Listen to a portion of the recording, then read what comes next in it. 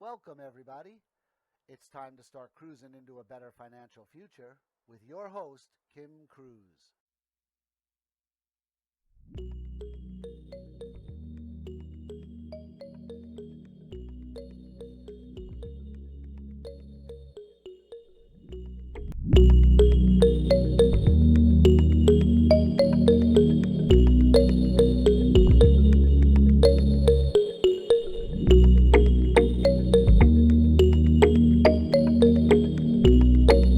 Hey, everybody. Welcome to Cruising into a Better Financial Future with your host, Kim Cruz. Thank you so much, Adam. I am Kim Cruz. I'm a wife, a mom, a daughter, sister, friend, entrepreneur, and business owner of Cruz Credit Consulting, but not necessarily in that order. I have over 30 years experience in corporate America and a passion for helping people succeed in all areas. I am joined by my friend Adam Strum, the brains behind this production. He is a former corporate executive, the owner of Financial Rescuers, and co-owner of U.S. Financial Alliance, and a 20-year veteran of helping people get out of debt and improve their financial health. Together, we review our listeners' financial problems and address them with our experience, tips, tricks, and resources of network referrals to help you cruise into a better financial future. Adam. For Christmas this coming year, I'm getting you an oxygen mask. I don't know how you do that each week. Yeah, it's a lot. It's a lot. I'm Adam Strum. I'm proud to be Kim's co-host. I do own half of the company you see behind me here, USFA, U.S. Financial Alliance. I also run a business consulting firm called On Target Strategies, LLC. I have owned Financial Rescuers, AmeriCapital Debt Consultants. I worked for National Debt Relief at one time. I have been in the debt space for a long, long time, and debt and credit is my passion. And helping people understand it better and get away from the pitfalls is why I do this every week. Now, we're incredibly honored this week. A good friend of mine, number one, an incredible business associate, number two, the owner of Q3 Changing Lives, the owner of SNG Financial Services, and budgeting expert Qiana Scott is our guest this week. Hi. Hey, Qiana, tell people a little bit about yourself. Well, much like Kim, I am a mom, proud mom. That's my number one job. I am a business owner. Multiple businesses too. Multiple businesses. And on another show, we'll have a topic on why people should have multiple businesses. I love what I do. I service the community, and that's something that is not done all the time, and I do it from the heart. So my companies, even though I have multiple ones, they are all based around financial services. So Q3 Changing Lives, it says it in the name, it's all about changing lives. SNG Financial Services is also an umbrella under Q3 Changing Lives. I help people with their credit. I help people with budgeting. We just started a nonprofit. It's called the Agape Institute. Agape means love in Swahili, so that definitely meant something to us. By the way, I appreciate you coming to me to help you get that registered. Thank you. And you know, we teach financial literacy. That is definitely something that all communities are struggling with. Yep, absolutely. So, you know, it's a family-owned business. I have a 13-year-old daughter that I am turning into my personal assistant.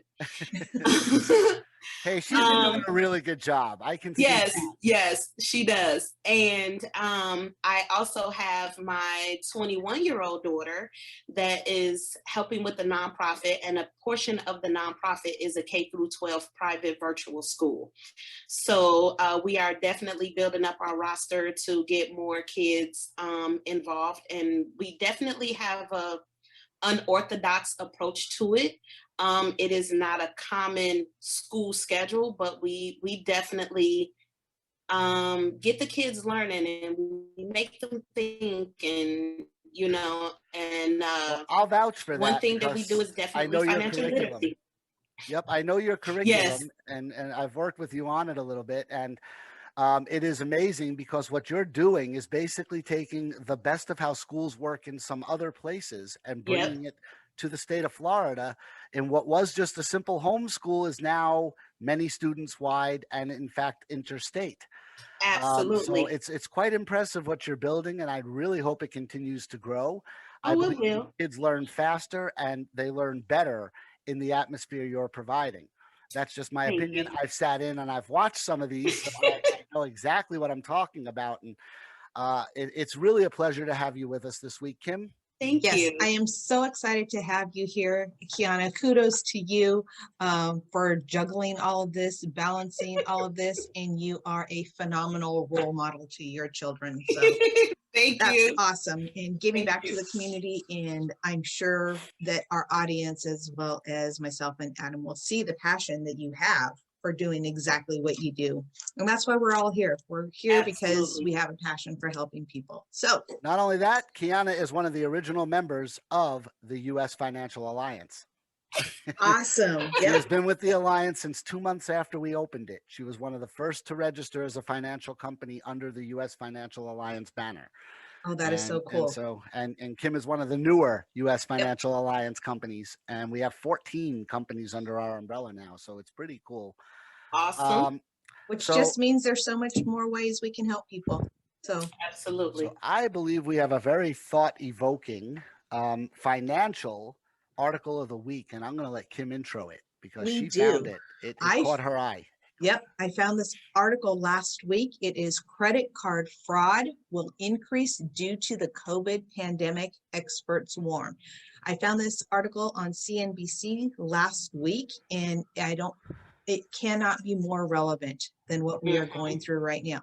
I personally have been a victim of credit card fraud, and it's a violation. You feel violated when somebody has taken your credit card or your information and they've used it.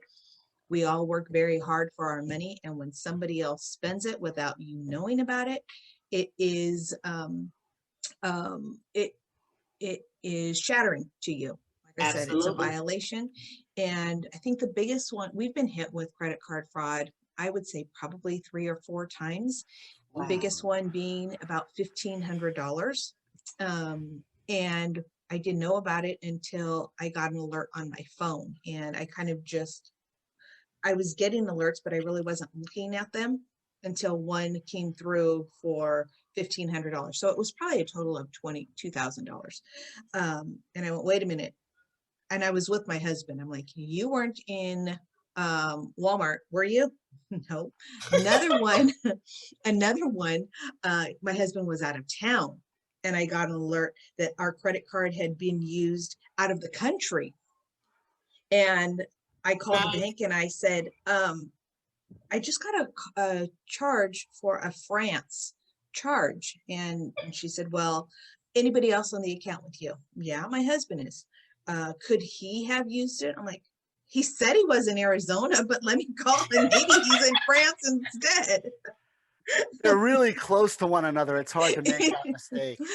So it's something that you have to be aware of. This article indicates that the United States is the most credit card fraud prone country in the world. We lost $28.65 billion worldwide in 2019. They expect this to just keep rising. COVID is playing a major part in this. People are desperate. People are doing whatever they can. They're taking advantage of people right now in this situation. And unfortunately, it doesn't look like there's enough regulations protecting the small businesses from these chargebacks. Yeah, that's And the big problem.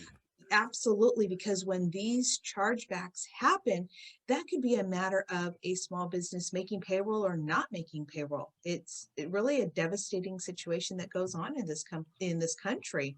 You know what, Kim? Not meaning to cut you off, but you said something. The reason why the US is the biggest is because, unfortunately, they protect the violator. So I too was a victim of identity theft. And I called and I said, I looked at my credit report. It said that I just was awarded a credit card. What address did it go to? Well, what's your address? Well, I just verified who I am, so you know it's me. She said, absolutely. What address did you send that card to? Well, we can't tell you. Why not? The It's lady a card said, in your name and you because we verified need your to identity. protect the person whose card. I said, the person is not me. And she said, well, I'm sorry, I can't give you that address. Yeah. I It's said, a little so I'm insane. calling you as the victim. And your job is to protect the person that victimized me.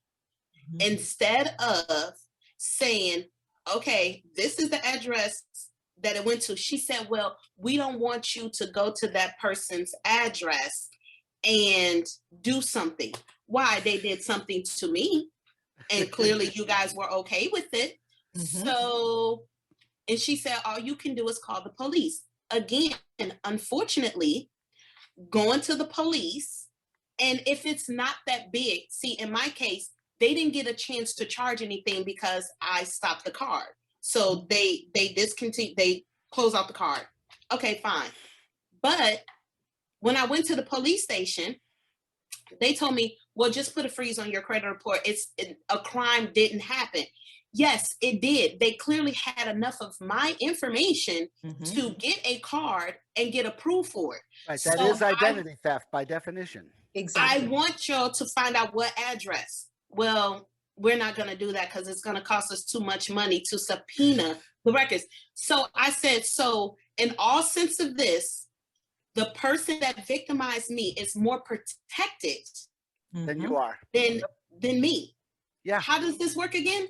And the guy said, well, it's just not that big of a crime because they technically didn't spend anything. I said, so because I'm proactive. I said, do you see how at the end of the day, I'm still the one sitting here being victimized, not only by the person that did it, but by the system, by the store, and now by the police that is supposed to protect me. You're not protecting me. You're protecting the person that victimized me. I said, not a problem. Yeah. Well.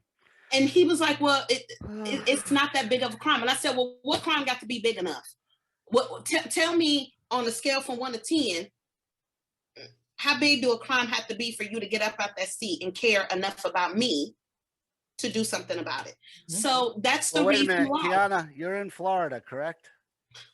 So if you're parked at a meter 2 minutes past the expiration, that's a huge crime that 7 cops show up to write the ticket. But if your identity is stolen, that takes time and we don't have time. Yeah, it's too much of our time. So that's why. So when you said that, and I didn't mean to go, veer off or anything, but that's the reason why the U.S. is the number one, because we're not doing anything about it. And I mean, I said, listen, if you don't have time, I have time. Find an address.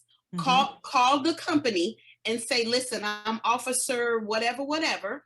And I want the address that y'all was mailing this out to. Right. They don't need a subpoena for that. If an officer calls and verifies that he's an officer, they'll give him that information. And so they needed to go and arrest said, I'll go to the house. And they was like, well, we don't want you to get hurt. Why do you think I'm going to be the one getting hurt? All right. And then the crime is going to be committed. Cross any lines here. Remember, this is all recorded. You mentioned a couple things, and in this article, there's a great video embedded in this article that talks about just that we do not put the resources in place to investigate this because this is such a low priority. It's not investigated, whether it be our local police or the FBI. There's a victim in the video that sent a huge file to the FBI and said, this is what you need to investigate. And the FBI says, we investigate every complaint, but they don't follow up and give you any status of the investigation. Right, so you never know whether or not they caught the person and if they had done this to multiple people or not. Now, I'm going to make you both laugh really hard. because on my way to the studio, to the black void that I sit in, I picked up my mail. Now, people need to know I grew up in New York City. I've lived in Virginia, I've lived in Pennsylvania, and I've lived in Arizona. That's it. Those are the only places I've ever lived. I have offices in New York, New Jersey, Pennsylvania, Texas, Arizona, and of course, California. Mhm. I got a tax statement for unemployment benefits collected in the state of Ohio. Oh, no. Yeah, somebody used my identity to apply for unemployment benefits in the state of Ohio. Oh, Now, it was a very small bill. It was under $500. They only got one check apparently before it was figured out by Ohio, but they still sent me the tax form stating that that's my income, mhm. which it's not because I didn't apply for it, nor did I receive it. Right. Just like with credit cards, no difference. They really don't care. I called, I put in the fraud alert, et cetera, et cetera. But they sent me this document to Arizona. So they knew how to connect your address. Exactly. Right, right. I want to know if somebody applied for unemployment benefits using my name and information with my Arizona address, why is an Arizona resident applying for unemployment benefits in the state of Ohio? For those of you looking at this black void, Arizona would be here and Ohio would be here. They're 3,000 miles apart. They're nowhere near one another. So I just couldn't even comprehend how they let this go through at all, how it didn't raise red flags. Exactly. Here's the reasoning, though, and I'm going to get to what both of you were talking about. The banks already write this into their schedule of losses. Mm-hmm. They have insurance that pays them back for paying you back the money that was stolen from you electronically. Yep. So, since the banks don't care, why would the lawmakers or the law enforcers care? Mm-hmm. Because who's really getting damaged in all of this? Yes, it's you. You are the victim. I've been the victim of exactly the same thing. And I was telling Kim earlier when we were talking about this article privately that back in 2008, I was still in New York. My wife and I went to Manhattan on Black Friday to have lunch. And I went to an ATM while I was there to withdraw money to pay for lunch. Well, don't you know, before we left, we stopped at the cell phone store where the cell phone clerk apparently copied my card. Nice. Charges appeared that night from a Burberry in Staten Island and from several stores in New Jersey. The only thing is, the bank said, because it was a debit card, not a credit card, and back then debit and credit were not even yet. They were not the same thing. Mm-hmm. They said I had no protection against these charges. I said, but it's impossible for me to have made those charges. And they said, well, how's that? I said, well, I was at your branch on camera withdrawing money at the same time somebody was in Burberry in Staten Island using my account. And they said, can you hold? And they came back about 11 minutes later and they said, we confirmed you were at the branch in Manhattan at the time that the charge was made in Staten Island. And so we will be refunding your money, but it still took 10 days to get my money back. And So yes, we're the victims, but the true victims are the banks. And the banks don't care about being the victim because they pass that charges on to us in the form of higher ATM fees, higher overdraft fees, higher you opened our door fees, higher you spoke to our teller fees, higher, you dare to look at our sign fees. Because, banks Yep. charge a fee for just about everything you do. You breathed in our air, $2. exactly. Yep. That's what's happening. Crazy. So they don't care about the loss. They write off, you and I would write off dropping a $5 bill in the mall as, gosh, I can't believe I reached in my pocket, didn't realize I dropped the $5 bill. $28 billion. This is how bad it is with the banks, how much power they have because of their money, is they think of 28 billion the same way we think of a $5 bill. Mm-hmm. And that's Mhm. wrong. Crazy. It's wrong. And Yeah. until they take it serious, no one else will. Yeah. There's That's just two my other take. That's my take. Two other things I want to add is that in the many times that I've had this happen, my bank is amazing. I have a credit union that I work with, and the last time they were able to immediately credit me the money. The first time it took an investigation of 15 days, and I think it's happening more and more. And they know that this can, for some, hurt them very, very badly, and they can't even make their rent when things like this happen. So they refunded me right away. But but they told me that obviously, like Adam said, they know that this goes on, so they budget for it.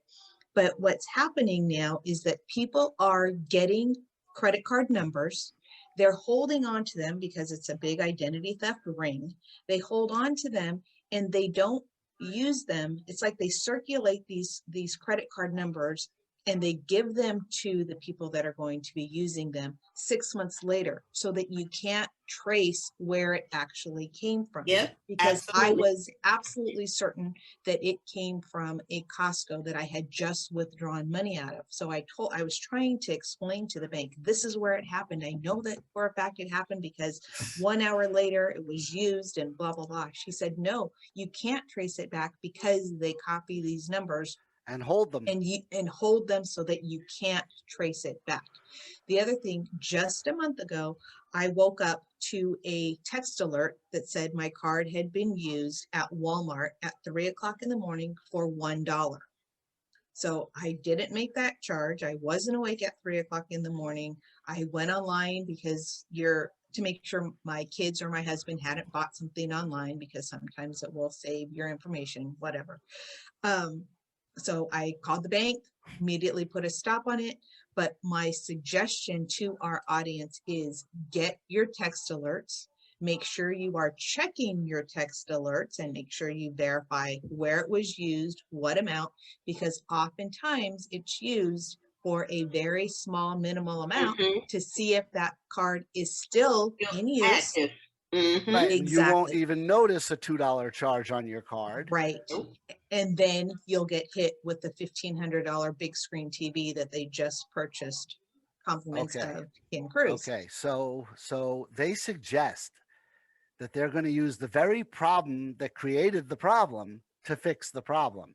Yep. Which to me is nonsense, but they're coming up with a new system of AI, artificial intelligence, supposedly going to combat the fraud. But that's faulty. AI is what created the fraud. The fact that you're able to impersonate someone else can easily be rectified. Now, I find it funny that the same people who are screaming you need 7 forms of ID and a blood test to vote don't want to force you to have a PIN number to use your credit card. Right. Okay. To me, that's insane. Voting is a right given by the Constitution. A credit card is something we invented in the 50s. So I just don't understand how, they could want 7 forms of ID and a blood test and a DNA test to prove you're an American citizen to vote, but they don't want to give you a simple 4-digit PIN to use your credit card. Yep. Because a simple 4-digit PIN to use your credit card would prevent at least half of the fraud that occurs. See, online, you can't show ID. I get that. You can't, there's a lot of ways around all of it. But if you must enter your PIN for a charge to go through, it's safer, just like they do for your debit card, because they don't want people able to just take your card from you, run to the ATM, put it in, and take out all your cash. They put in that PIN number. Now, of course, this has led to some very horrible things too, where people are at gunpoint, give me your PIN or I put a bullet in your head. But it's still harder for them to get the PIN number out of you than it is to get your credit information out of you. It would prevent at least half of the fraud that occurs if they simply put a PIN number on credit transactions. That point is brought up in the video that's embedded. I know. And I saw it's worth mentioning that a lot of the retailers, they don't want this 3-step verification process, because us as US citizens, or here in the United States, we're in the I want it now. Yep. And Microwave life. Yep. Look at Amazon where they have their 1-click buy button. We only Mhm. want, we want whatever is easiest and the fastest way to get to the end solution. So All right, we so I don't have a want to have question. to put 3 different verification codes. I get it, but you mentioned Amazon's one-click buy. Yep. Okay, and I love that service. Like I said, I've said many times, I'm a Prime member. As much as I rail against all the non-interaction that the internet causes, and it will rebel. Eventually, it's all going to fall apart because you're going to go back to face-to-face transactions at some point. There's no way to avoid that. Human interaction is a necessity, not a want. Yes. Right. So that being what it is, uh, here's the thing: why is it that much harder to hit one click buy, the little yellow, it's a yellow checkout button. I know what it Mhm. is. Click one click buy, and then it just pops up, enter your PIN, you type in the 4 numbers, transaction processed. It I adds can answer that. it adds literally 3 seconds. I know what you're gonna say, Qiana. I do. You ready? I'm gonna read your mind. From Arizona to Florida, because Amazon wants more transactions. No, but think about it. Okay, so take my life. No, you can keep your life. It's okay. Take my life as a mom. Okay. Okay. My daughter is a competitive swimmer, swims literally 7 days a week, 3 to 4 hours a day.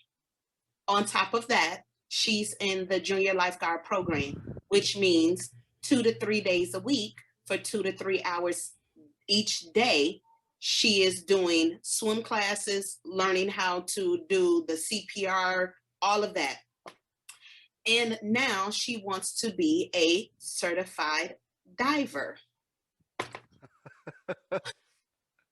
People do not communicate what is needed in the beginning. They like to give it in pieces. So they'll say, hey, she needs this shirt. Okay. Oh, well, while you at it, she also needs this. She also needs that. So while I'm trying to entertain my 10-year-old, who Adam knows very Yep. well, Mhm. my son is autistic. He is considered high functioning. So for him to have to sit at swimming from anywhere between 3 to 5 hours on any given day, electronics is our friend. So Yeah. 9 times out of 10, he has my phone. So he can watch people play video games on YouTube. It's a thing. So for me to have That's to another ask my episode. child, let me see my phone for 2 seconds, that one click buy is very crucial. I don't have time to go through another 3 seconds because I now have my 10-year-old, like, I'm going to miss him play this game. So yes, I get it. But I will say with me, even when I do the one click buy, I have it linked up to my Apple Watch. So it does send a thing to my watch that says, do you approve this? And I have to click it on my watch. I then have given my son back the phone, so there's no meltdown there, but I click it on my watch. So it still is a 2-step. But Adam, 3 seconds of my life is very crucial. So I See get that? it. You I can't do. even believe you had to say that. I can't believe I have to say that, Yep. but the 3 seconds, it is crucial. So I get it because we do live in a microwave life. Yes. Even with COVID. And I honestly feel like COVID was something that needed to happen. And the reason why I say it needed to happen is because I feel that the universe said we have gotten too far away from human interaction. We always Yes. doing this. We always doing that. So I feel like the universe said, okay, everybody stop. We were no Mhm. longer speaking to our neighbors. Hey, neighbor, do you need anything? How's everything going? Whatever. It was, we leave the house, we get in our car, we get on our electronics, we go to work, we Wait a do minute. it. Wait a minute. And We have neighbors? yeah, exactly. Exactly. Yep. So I think that because since COVID has happened, even if you've never remembered seeing your neighbors, hey neighbor, I'm going to the store. There's no need for both of us going. Did you need anything? Hey neighbor, they got toilet paper down there. You know, things like that. We have now gotten back into, let's put our electronics down and let's be human. So I think it happened for a reason. I think it happened But for a lot of reasons, but I yeah. totally agree with you. My husband and I had that same conversation when but this first happened. at the end of the day, unlike myself, who started homeschooling my kids before COVID even existed, parents now took on another role. They now had to be the teacher. They now had to, you know what I'm saying? So it was like, even now during COVID, they shut a lot of stuff down. We are still in this fast pace. What do we got to do? Okay, especially when, with me, it's only a one income household. So where's my money coming from? A lot of people were not worried about their credit. They didn't care about their credit cards. They didn't care about anything. I need to keep a roof over my head. I still need to feed my kids, and I need to keep the lights on. And now I have one less income because my husband or my spouse or whoever has lost their job due to COVID.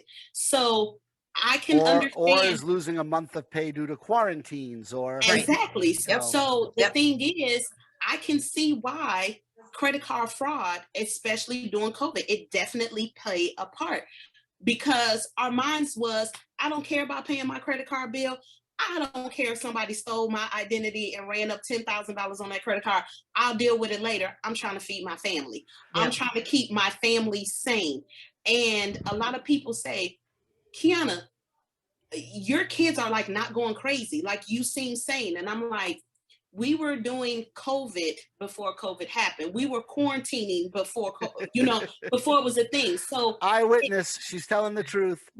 it was easy for me, and a lot of people, and it was funny because a lot of people said, Qiana, you're crazy. You're going to homeschool your kids. And I'm like, yes, they actually asked me to homeschool them. So it was, when I did it, a lot of people was like, Qiana, you're crazy. Look at your life. And I'm like, well, sometimes putting on my cape and tights, meaning do another thing. It's what my kids wanted. Yes.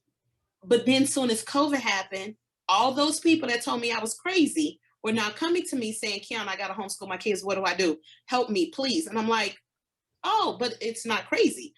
So I went through that whole process before people were required to go through the process. So, I mean, I get it. I mean, even now, like with You're the ultimate doomsday prepper. Even now, talking about the financial literacy, talking about budgeting and things like that, I can tell you, I have had people that have come to me and said, Qiana, I know I'm in your budgeting program, but I can care less about a budget right now. I don't care about a budget. How do I tell wait somebody? a minute. This is important. You know why it's important? Why? We care about your budgeting. In fact, that's why we have you on today. It's Exactly. a perfect segue. But how do I tell somebody, Kim, you come to me and say, Qiana, I know I'm in your budgeting program. My husband lost his job. I don't make enough to be able to support my family. So I really don't care about budgeting. I care about making sure my family eat, making sure we got a roof, making sure, and like, the internet was never really like a big thing. Like, parents kept the internet because the kids wanted to play video games or whatever. It was a babysitter, a babysitter for the kids. But now you have to have the internet because the kids were in school. And a lot of the parents had a double-edged sword. Some parents didn't have internet in their home. So now I have to go out and get internet because my child needs to go to school. And if my child is not in school, then I get in trouble. But I can't afford the internet. And they said, oh, well, it's a utility, so they can't cut it off. That was so untrue. Yeah. So now you're piling another bill on me that I can't afford, or else I'm going to get in trouble for not having my child in school. So a lot of people don't realize that. And so how do I tell you as a mother, well, I'm sorry, you still need to budget because it's important. That's a hard pill to swallow. So I still do my job and I still say, okay, Kim, let's revise the budget. But when you're in this mindset, I mean, honestly, COVID was a state of emergency. It was a Still national is. emergency. Still So is. how do I Definitely. tell you in the midst of an emergency, please stay on track. You have goals to achieve. It's crazy. And you know as an adult, yes, I need to stay on budget. I need to do this. But when things hit that we don't plan for, it's like all your common sense kind of go out the window. I don't care. I'm worried about the light bill. And it's so funny because your light bill was probably the same every month. But you're like, oh, my light bill, the kids are going to be home 24/7. And then think about it. I didn't realize until I started homeschooling my kids. I used to say when they was on break, dude, you're eating my refrigerator. Y'all don't eat like this at school. And then when I put on weight due to quarantine, due to COVID, because all I did was go to the fridge. Like I literally slept in front of the refrigerator. And I'm like, this is what my children go through. Like it's like, oh, I'm bored, let me eat. Oh, I have nothing to do, let me eat. Let me eat, let me eat. And I was like, I found myself in front of the refrigerator. But at that point, your food is increasing. You know what I'm saying? So it was a lot of things that my clients was coming to me and they saying, Qiana, how do I budget? I can't do this. I'm freaking out. I don't know what to do. But how do I empathize with your situation Okay. and still make you understand you still need to budget? You're about to Qiana, make you, you're about to make them understand. Go ahead, Kim. yep. Adam and I had a conversation yesterday about what we do, and we are bringing our information and knowledge into life situations. And you have perfectly explained life situations and how this personally relates to so many people across the country. So I thank you so much for being our guest, because you're doing a phenomenal job of making this relate to our audience. So I'm Sure. excited for what we have and the questions that we have Yep, to we're bring about to to head you. into that right now, And in yep, fact. But you know what's really funny, Qiana? What's that, Adam? So the woman calls you up and says, my husband just lost his job and I got to put food on the table and pay the light bill. That's when your budget is most important. And that's when they're Exactly. throwing it out the window. That's when they need their budget the most. Yes, but how it But how do took you me a convince them minute. that? Right. It took me a minute to where I was basically not dismissing their situation, because depending on what you say and how you say it, and with us being in this industry, we all know we have the right answers for you. That's why you came to us. And sometimes people are not ready to swallow that pill called pride, or two, again, in a state of emergency. If the world is in a state of an emergency, how do I get you to step out of this bubble and look with a clear vision? So it's almost like, let me get you to see clearly first, and then I can explain how and why your budget is important. And for the most part, it's a struggle to get people to see that clear picture. They didn't care. Sure. So it took a lot, because I mean, it's funny because Adam will be saying, Qiana, you could have said that just a little bit better. And I'm like, but it was the truth. And he like, I understand it was the truth, but just a little. And it took me a while to get to learn But how to you're there. finesse Yes, you're there my where words. you get it to go in and stay in. You were telling Exactly. people things that you knew they needed to know, but it was going in and coming right back out. It wasn't being Yes. retained because you didn't put the right candy shell on it so that they Yes. would keep it. So And that was we one of worked my together on character that, and flaws. you've gotten to be an expert at candy coating it so that they keep it. Yes. We're Yes. going to move into the 5 questions. You have seen every episode. You know how this works. Yes. Kim and I have toiled and labored for hours this week finding 5 questions about budgeting that fit right into your field of expertise. And we're going to present them. We're going to name the people who sent them in, and we'll all give our answers. Okay. You'll give the expert answer. We'll give our opinions being experts in the financial field. And of course, our disclaimer, nothing in this show constitutes legal advice or tax advice. Well, Qiana is a licensed tax advisor, but that's beside the point. Kim and One I of her other are hats. not right. Kim and I are not licensed tax advisors or preparers, nor are we lawyers. So therefore, we are not giving legal advice. That being Okay. said, the first question is probably all encompassing all by itself, and it comes, and I hope I pronounced this name right, and forgive me if I say it wrong, but we have Leili in Hawaii asking us, how important is a budget? Do I go first? Yeah, Yep, you get to go first. you're the Yay. honored guest. Okay, so how important is the budget? It is extremely important in all aspects. So what I mean by that is, regardless where you are in life, a budget is necessary. I'm a single mother, so a budget is necessary. I am the only income in my household. A budget is necessary. If you want to purchase a home, a budget is necessary. That is my biggest challenge, is getting people that want to purchase a home to get on a budget. They are like, what do you mean? And I'm like, you need a budget.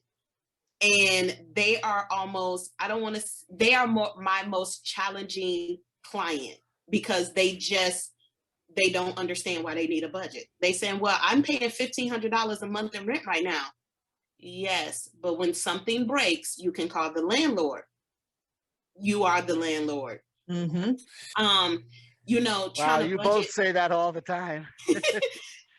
So regardless what you're trying to do, I mean, that's including vacationing.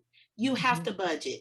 So a budget, regardless who you are, where you live, what your profession is, or what your goals are in life, a budget is necessary. It is not a want, it is a need. Couldn't agree with you more. Phenomenally said. Yes, absolutely. And in my opinion, if you don't have a budget, that is a plan to fail. That is your roadmap to success. It is imperative that you know what is coming in and what is going out, because Exactly. if you do not know that, you are going to end up on a road that is never ending. Absolutely. My 2 cents. Just two. Right. You only I get 2 cents. Okay, I'm going to use one heads and one tails. All right, so my 2 cents on this is, we're going to take a little walk back memory lane. And let's all remember when we were 8 or 9 years old and we saw the commercial for the toy we dreamed about. Yes.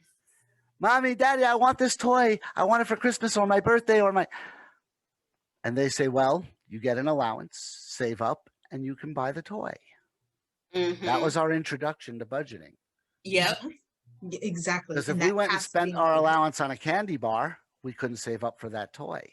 Exactly. So we were introduced to budgeting. Almost every child at some point is introduced to the idea of budgeting, and it gets lost. It gets lost between the age of 12 and 20. It disappears because then it becomes, Mom, Dad, I need $20, and that's your budget. And the allowance goes out the window for the I need rather than I deserve or get or I want. Now, my opinion, how important is a budget? How important is breathing? How important is putting food on your table? How important is having a roof over your head or clothing on your back and your legs and your feet? Exactly. That's the answer to that question, is those questions. A budget is what guarantees that those things will be there for you when you need them. So how important is a budget? There's really nothing more important than a budget, even if it's not done professionally, even if it's just done in your head, and you do it. Everybody does it in their head of, I have $500 coming on Friday. I have a $150 cable bill. I need about $50 of food shopping. I've got to stop at the pet store for my dog's medication and a case of his food. So what do I actually have $72 left. Right. You're doing budgeting in your head all the time. But when you use a service like Qiana's and the budget is printed out for you and you know exactly what you should and shouldn't spend on, and every budget includes cheating, it's part of the process. So, every budget includes a cheat for yourself, because if mentally you're not able to spur of the moment spend a little bit on something, that's a problem. Exactly. Exactly. Yep. I apologize. Yep. Somebody knocking again. They love to knock when I'm recording. You have to get a sign on your door that says recording in process. That's okay. I'll get a sign that just says go away. And they still come even with that It's sign. that candy coating. It's that candy coating finesse, Adam. Yeah, I Yeah. think so. Maybe I got to start giving it to them like aspirin melted in a spoon, nice and sour, or maybe a little castor oil. I don't know, but either way, somebody took care of it, so we're good. But that's the answer that I give: is how important is budgeting? It's as important as you wanting to have money in your pocket every week. If you don't want to have money in your pocket every week, it's not important. But if Yep. you want to know that you have 30, 40, $50 in your pocket for a given moment where something comes up where you want something and you want to have that 50 in your pocket to buy it, then budgeting is the most important thing you can do. Absolutely. Kim, question 2. Question 2. This is from Christy in Texas. She wants to know, and we're going to have to expand on this, but she wants to know what debts are included in a budget. All of them. That's my answer. All. And that is people's biggest mistake. When they start off with the budget, they're only thinking household. But they have to understand, you also may have medical. You may have, Membership fees. exactly, car maintenance, things like that. And they like, well, what do you mean? Okay, if your car breaks down, what you gonna do? How much money are you set? But my car didn't break down last month. Well, congratulations. So now it's gonna break down this month. What are you gonna do?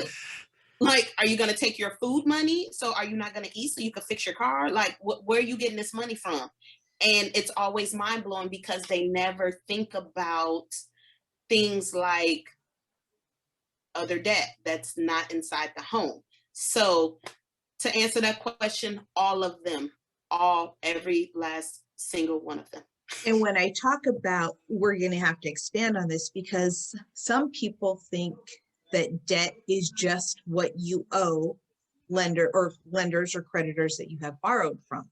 But that's not the case. Like you mentioned, you have to include food. You mentioned earlier when your son comes to you and says, Mom, can I have $20 for this? Or can I have money for this? My kids come and ask, Mom, I have to buy a college school book. I have to get gas in my car for my younger one who doesn't work. Just things like that. That all has to be included. So it's not just the creditor debt that you owe. It is more so your expenses. Exactly. Your anticipated expenses. That's the key right there. Debt. Anticipated. Yes. Yep. So absolutely. it's funny she asked what debt is included, but it's not. It's expenses. It's really not a debt. It's like you said. It's an expense, and a lot of people they don't think about that. So no, of course that was a good question. So my answer is simple, actually. I agree completely with Qiana's all of them, but all of them doesn't mean what people think it means. Exactly. So, for instance, when I'm interviewing someone for a debt relief program or a credit repair style program, I have to do a budget with them to qualify them. And the reason we do that budget is to see if they can even afford the monthly payments for the program. If not, we recommend episode 1, bankruptcy. Yep. Yeah. So when I do that budget, I ask them things and they're like, why would you even ask me that? For instance, do you tithe every week when you go to church? Mm-hmm. That's part of your budget. That's a good one. Okay. Do you have a pet? Are you buying pet food once a month? That's part of your budget. But the most important part of your budget is, what are your expenses that you did not pay this month? Like that car repair. Yes. So you own a vehicle. That means you need to put $25 every single month toward car repairs, even on the months you don't make them. And that 25 Exactly. cannot be moved to something else. It has to stay in that slot, because I'll tell you what, for a whole year, you don't need a single car repair. And you Mhm. put away $400 over the course of that year. And then your starter goes, or your transmission goes, and your deductible's $500. Now you're not destroying your budget, because you already have 400 in reserve for that, and it's only Exactly. $100, less than what you need. So Hmm. you have to. The anticipation of expense is so important, especially for homeowners, because Oh, homeowners yeah. have approximately 312 trillion Exactly. expenses, Mhm. including every single ant Hmm. and termite that approaches the house. Right. So, Exactly. but there's the hot water heater, the air conditioner, the plumbing, the electricity, the wiring, the drywall. Your kid's jumping on the bed, slips and puts his head through the drywall, which doesn't hurt the kid at all, but the wall can only be repaired by taking the whole thing out and putting a whole new one up. Yep. And these are hidden Of expenses. course. And these hidden expenses can be really expensive. I mean, they Mhm. range anywhere from a couple of $100 to $10,000 for a Yeah. septic tank issue. Yep. Exactly. So, you prepare by doing a proper budget.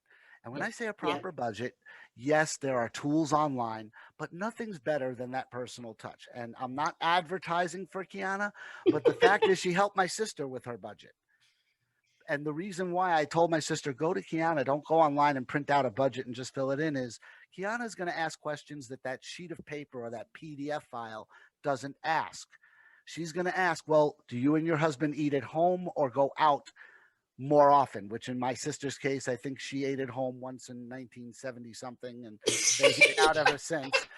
And I love my sister to death, but they eat out way too often. And that was, I think, Qiana, you found that to be one of Yes. their biggest expenses, was the fact they wouldn't eat at home. But these Their things, eat out expense would almost equal their rent. yeah, which was Mhm. insane. Mhm. But then Mhm. again, one is a nurse and the other is a police officer, and they're not home very much.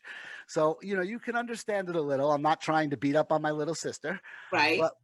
but the fact still remains that putting a budget in place and doing it with a person who's going to ask deeper questions than a sheet of paper will get you a better budget that leaves you more money in your pocket for the things you want rather than the things you need.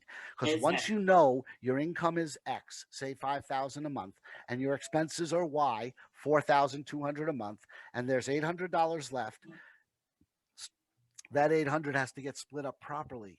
Otherwise, it just Hmm. disappears. It Yep. literally just Yep. evaporates in front of you. Yep. Yep. And it could have been used for things that will come up later that could bankrupt you. Yep. Exactly. Exactly. So that's my answer.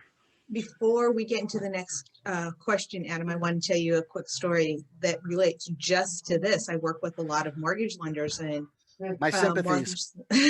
mortgage lenders will look at a bank statement. And we're talking about years ago, we had a client that was hemming and hawing about the difference in, I think it was a $300 difference in his monthly payment. I get it. I get it that this is your set amount. This is the number that you're sticking to. But as the lender was going through their bank statements, it's Starbucks, Starbucks, Starbucks, Starbucks, Starbucks, Starbucks, Starbucks, McDonald's, McDonald's, McDonald's, Starbucks, Starbucks, Starbucks. And I mean, you're looking at 3 Starbucks trips a day. Hey. Yep.